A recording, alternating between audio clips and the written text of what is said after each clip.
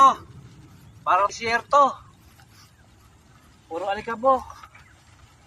Wala namang araw pero sobrang init. Napakalikabok pa.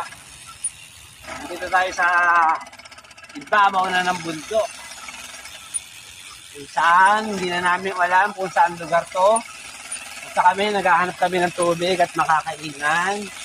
Kasi, hindi pa kami nag-aagahan at tanghalian. So, ang kakainin namin ngayon ay sabay-sabay na. Agahan, tanghalian, hapunan na. Grabe.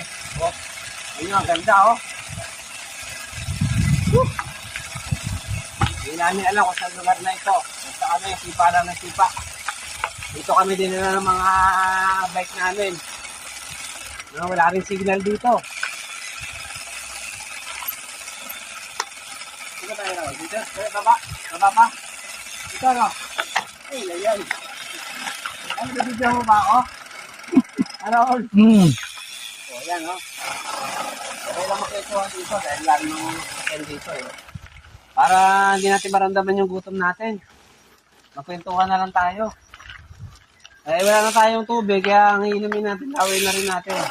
Mga isa lang, ipunin mo muna sa bibig mo yung laway mo, ilunokin mo. Eh, wala eh.